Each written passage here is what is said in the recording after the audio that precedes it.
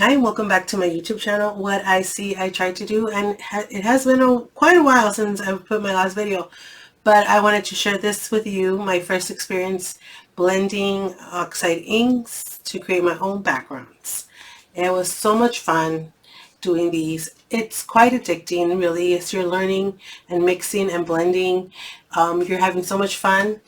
And I just want you to follow along, come along with me, learn from my mistakes, and, bring out those distress oxides that are collecting dusts.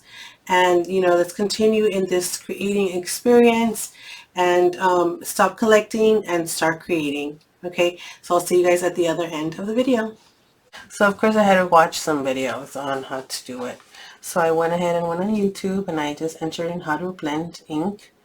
And the first two things that popped out were 20 ink blending tips and tricks for beginners by Jessica Frost-Ballas. And I also got It's Me JD, ink blending, ink blending do's and don'ts for card making and paper crafts. So definitely check out those two videos, because those two videos are the ones that I watched and I took notes, and there was a lot of things that they had in common. So that's what I'm going to suggest. So let's look at what we should get, or what we should have. So what I saw that they all agreed on was that you need to work on a surface. I have this waffle flower media mat, and or a slick surface like a glass mat, or just a plain piece of paper. You can just get a plain piece of copy paper and you just use that, and then you could blot off your ink off of that. So, but one thing they did agree on, in order for you to get some good ink blending, is that you have to have good quality paper. So with a good quality paper, you need to have, they suggested the Strathmore Bristol Smooth Surface paper as really good paper to use to get your ink blending. So I cut that 9 by 12 piece of paper into 4 pieces, and I also have some of my Nina 110-pound cardstock. So I'm going to use both of those to practice. So I have my glass. I don't know if I'm going to use the glass. I'm probably going to try this first, and then maybe some paper. So I'm going to have my little mat here. You're obviously going to need a tool to blend with. So I'm going to use, possibly a brush later on. Maybe I'll think about using a brush, but I'm going to use these, there's this domed little foams that you can use. These are so cute. And there's the flat ones that you can use. So I have 3 of these. And I also have Distress Oxides. I have one that when I first started doing these, of course, I'm a big follower of Jennifer McGuire, so I started doing the labeling them with, and then adding a little dot of the color that it is. So this one's mustard seed. I'm going to use it as my yellow. And I have worn lipstick, but this one I haven't done that one yet. So I have worn lipstick as my reddish color. So I guess I can use another flat one. Oh, I did a really bad job at putting that one in.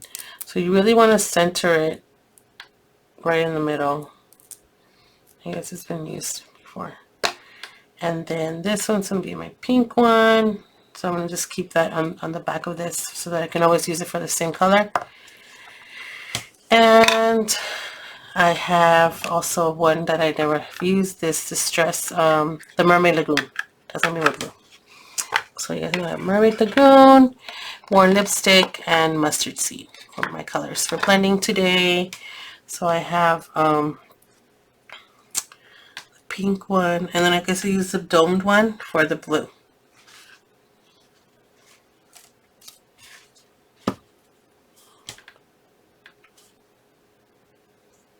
What happened to it? I don't know.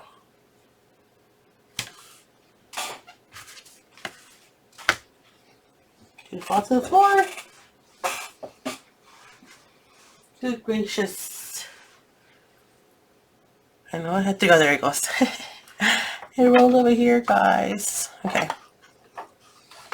Crazy. Okay. So, once again, you're going to want to have good quality paper. You're going to have a tool. You're going to have a piece of slick surface to work from. And you also need a piece like a paper towel. So you want to have that. You don't want any fingers, any inky fingers on your work, because it will leave those marks on your inked work. So yeah, let's get started. So again, I'm going to use the waffle flower medium mat, and I'm going to go ahead and start with a piece of the Bristol paper. Okay, so this is going to be for my blue, for my yellow, and for my pink. So I'm going to start with the lightest color, and it's they both said that you really need to saturate your sponge, especially since I'm starting. And I don't know what I used the yellow for at one point, but they said to start off with a lot of ink on your sponge, and to wipe off, come off from the surface on the side, and then come into your work. So I'm going to start. This is fun. Okay, and they also said to remember your ratios. So you want to make sure that you know, oh, and this is like 3 little marks, but they're not really in the middle. So just knowing when to stop with, like, for example, the yellow, and when are you going to start the pink, and when am I going to start the blue. So I don't see any harsh marks. Honestly, I don't have any experience with blending or mixing or adding colors to this, but hey, so far so good. So let's see. I like how this is coming out, and I think I'm ready to move on to the pink one. So far I've just done yellow. Oh, see how I've added a lot of rubbing, and nothing's come up. These inks, I've had them for a while, but I've never used them. So let me see. Oh, see, it's not really marking it. So let's see what's going to happen here. Oh, it might not look like it has a lot on the sponge, but the color is there. So see how I'm holding the paper like this? I don't think that's what they suggested. So I'm kind of having like my own kind of way of doing it. So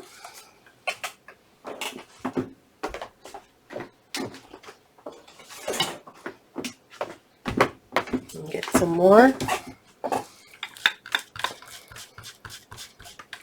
and then that's where I guess the paper towel comes in. So I can hold it this way, and I'm just making circles, kind of forgetting that I need to have some more room for the blue.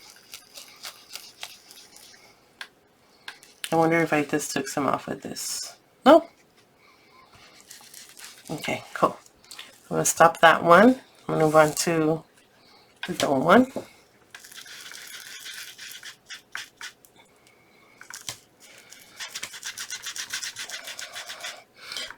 I don't think that they suggested like any tapping or anything like that. You really want to, I really saw them like putting that sponge in and getting that color.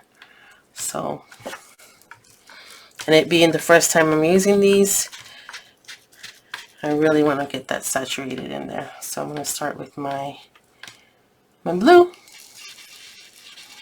That was gutsy. See, hopefully it doesn't leave those marks.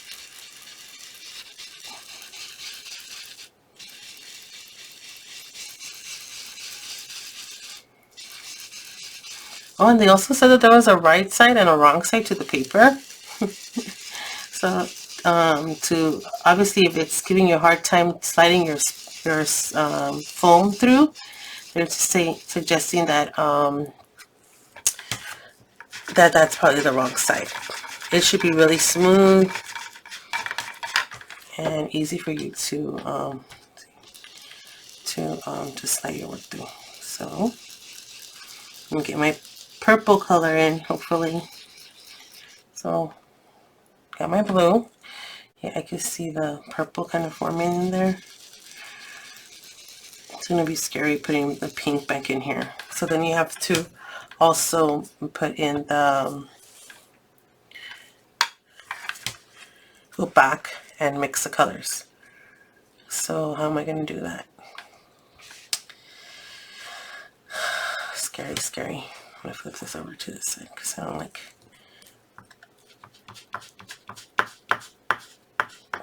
Okay, wish me luck.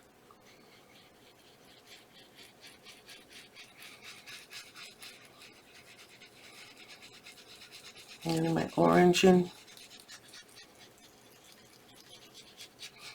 No, but I don't have enough of that.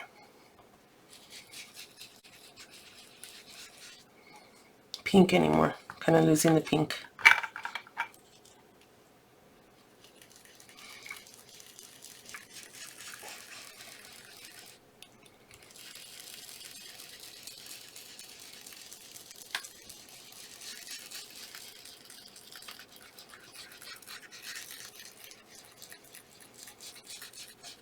Okay.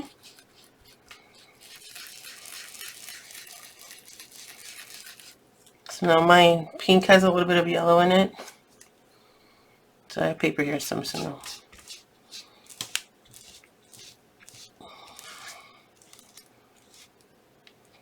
get rid of that yellowish color in there. Well, that's a lot of yellow. Okay, so then go back with the yellow and then get that part smooth out.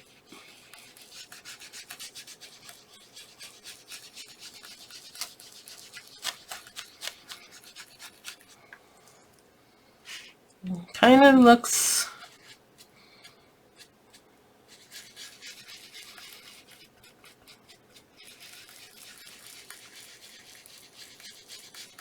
it's interesting.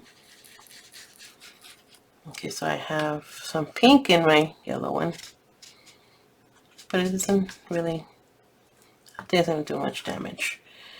Uh-oh, but this is probably where it's gonna, where something could happen. Let's see.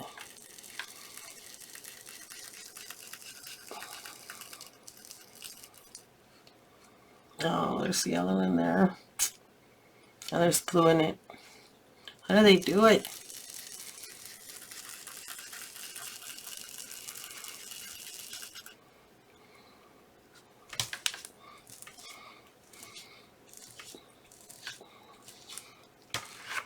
So you guys are seeing me learn from our mistakes. What do we do in this case?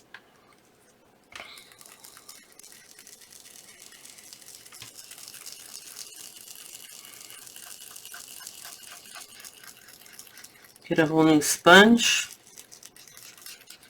They say that the Distress Oxides are the most forgiving. So next time I would, even though you know you want to keep your ratios, I would go more further in with the pink because it is lighter, and then the blue is definitely gonna go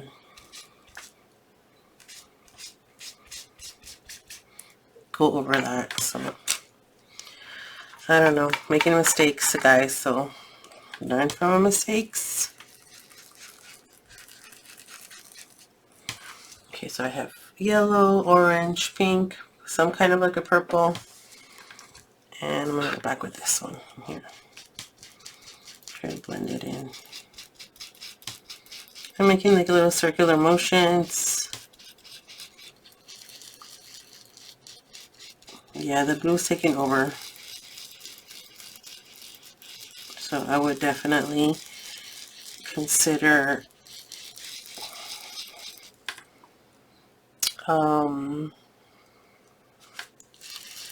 less of the blue. Less of the blue. And then this section here is kind of like has that glue from the paper pad, and that's another suggestion that they made. They suggest that you make the paper a little larger than the actual project size, so that in case something like this does happen, you can always cut off a little bit off of each side to get to the right size that you want. Okay, so I'm going to try this again. So this is one. Oh look, this corner looks a little weird from the lighting on the... So, there goes that. It keeps disappearing on me. So let's move this somewhere, and let's move on to another piece of paper. Let's see, let me just use, maybe this was constricting, so I'm going to move that to the side. And I'm just going to use, I'm going to do a Nina. This is actually a 4 1/4 by 5 1/2 inch piece of paper. I'm going to use, this side looks more, doesn't look that smooth, but let's see. Let's see, this one has little stains on it. I think this one looks probably smoother. This one looks smoother. Okay, so I think I messed up my my oxide over here because I put some blue in it. So that is a no bueno. So what I'm going to do is I'm going to take this sponge out. I'm going to get a new one. I don't know how I'm going to really clean this thing out, but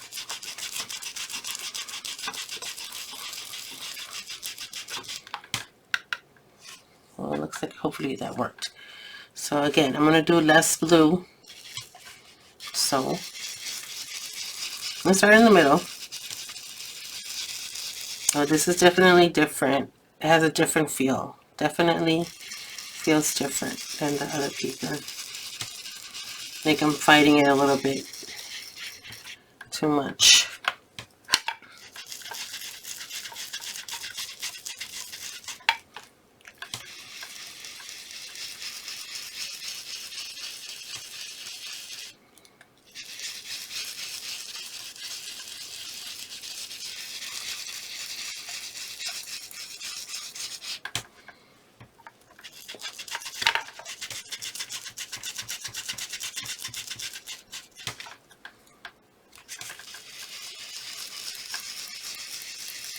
Yeah, the juicier the better, definitely. Okay.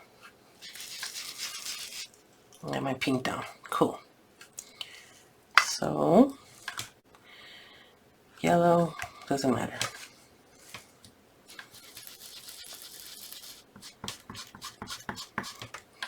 Okay. I don't know if I want it. Yeah, we're going to do yellow here. So, not too much. Nothing to wipe off really. And that's such a pretty yellow.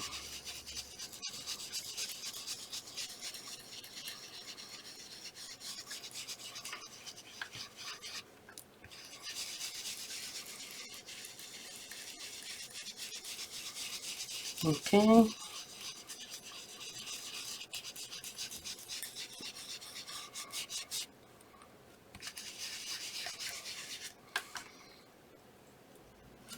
It looks like circles on the camera, but when I'm seeing it from here, they do say, you know, look at it through different angles, different sides.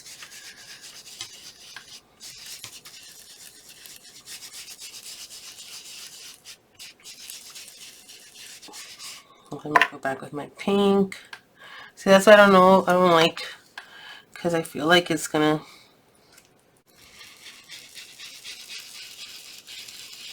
pick that yellow right up from this foam.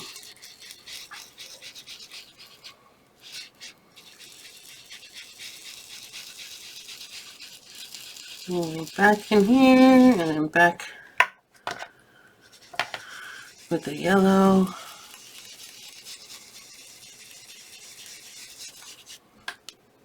You can see that circle right there. You know what, guys? Practice, practice, practice, practice, practice. Put this back in there. See how you have all this yellow in here now? Ugh, that's frustrating. And I can see the pink, but I can also see the yellow. I want to see yellow. Okay, because better yellow than blue, right? Okay, so I'm talking about blue. I'm going to get my little napkin I have over here. I'm going to rotate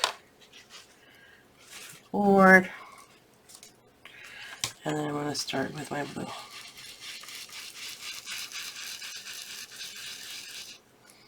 And honestly, with this paper, this cardstock,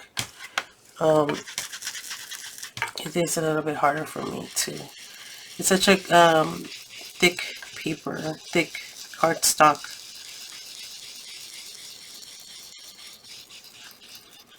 I mean, it's the color gets on beautifully, but I don't know. I just feel like that other, but it's still smooth.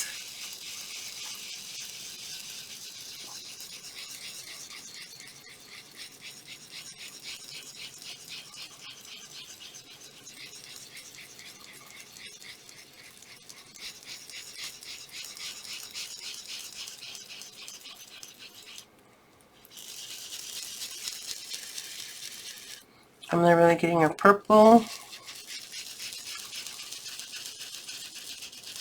I'm afraid that it's because I have to go back with my pink. All right, so if I'm gonna go back with my pink, I might as well change it.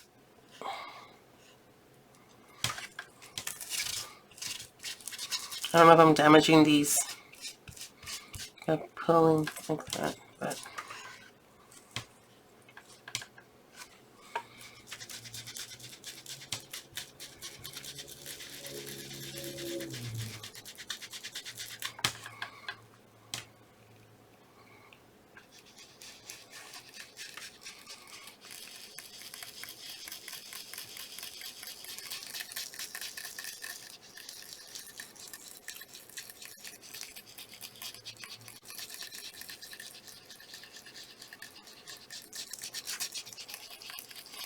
Okay, making little circles.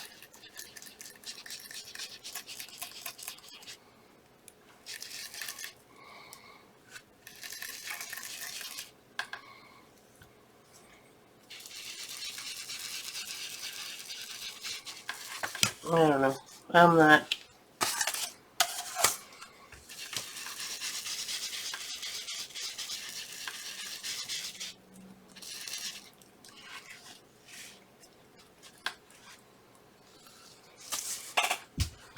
I definitely need more pink in here, but.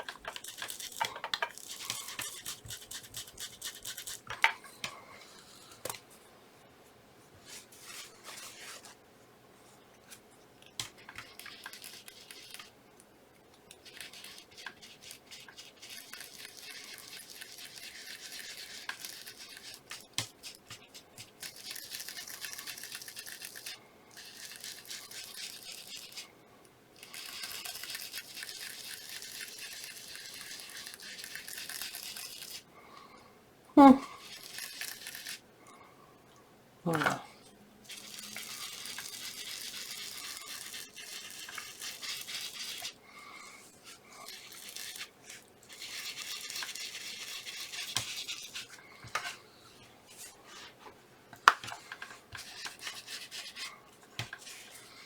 Oh well, whatever.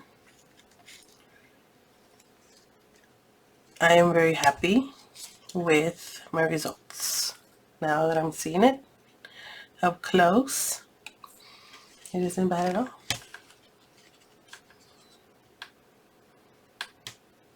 I don't know if some little dusties or something came on there, but I'm going to keep practicing. I hope that you guys practice along with me, continue practicing and learning how to blend your backgrounds. And then I'm going to look forward to seeing you guys in another video where I'm going to see what I can do with these backgrounds that I just did. I have a couple of other backgrounds that I've done in the past. If you guys have seen my other videos on doing marbling and watercoloring my backgrounds. So let's see what I can do with these now that I kind of have a good idea as to what they're going to look like. Maybe work with different colors and see what happens. So hopefully you guys enjoyed this video. Hopefully you guys learned something from it. I continued practicing. So these are the ones I worked on the video, doing the video. And then when I started seeing Kristina Werner and all her mixing videos that she's made. And again, also we'll definitely link them, but it's really addicting to do these, blending the Distress Oxides. You learn a lot. And if you follow me on Instagram at What I See I Try to Do, you can see pictures of them up close and how they came out. This was her Kitsch Flamingo mix, where she had used Kitsch Flamingo to do all of the colors, all her color blends. So it's kind of Valentine-ish. I love them.